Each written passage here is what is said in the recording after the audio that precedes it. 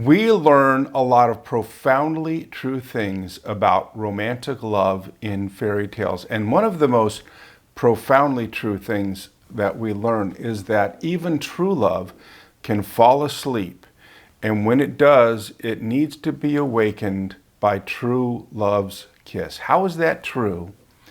And how can knowing this help us to keep romance alive in the paradise that we are creating with our spouse?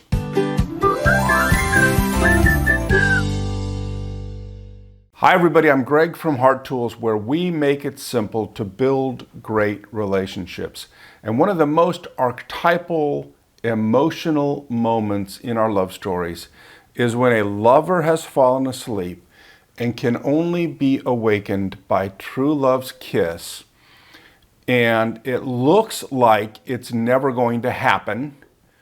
The lover is never going to reach them, and it looks like they're going to stay asleep forever, but then their true love is able to finally reach them and kiss them, and they are fully alive again, and romance endures. Now, for a lot of us, it may seem like the romantic part of our marriage has fallen asleep, and just like in the love stories, when the lover falls asleep and it looks like they're never going to wake up, it's very difficult to distinguish between that state and just being dead.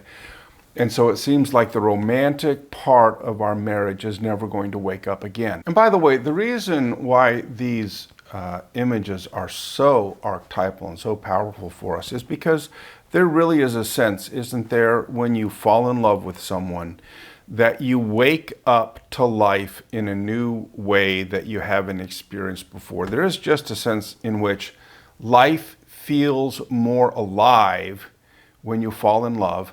And the loss that occurs when that love falls asleep is a profound loss that we feel very deeply. And yet the reality that you and I face is that life really does have a way of making true love, making our love story fall asleep. And it might be because of the challenges that we face in life can be so daunting and hard to overcome that we give up on our love story.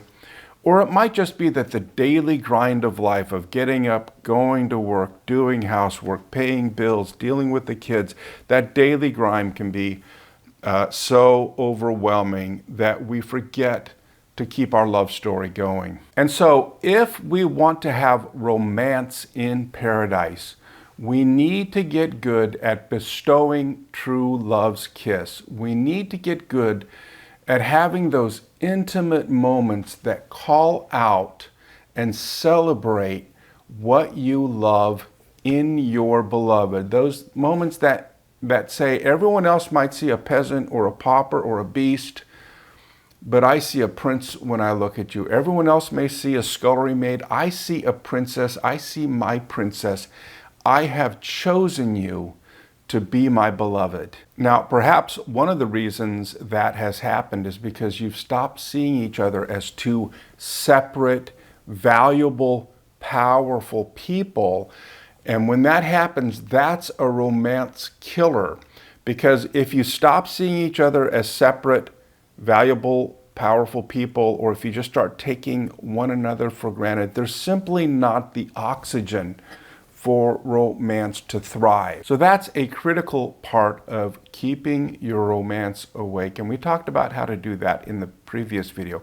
But there's a couple other things that you can practice, a couple other simple steps that will help you keep your romance awake and alive. And the first is to pay attention to what attracted you to your spouse in the first place.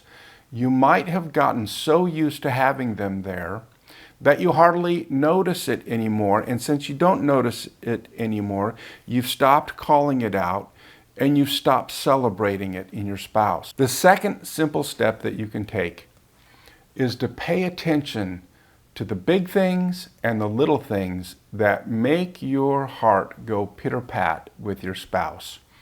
And it may be something like, man, you know, when I see you wrestling on the floor with our kids and making them squeal with delight, I just get the warm fuzzies when that happens, right? Or, You know what? When you put on a love song and we spend 3 minutes dancing together, I just melt.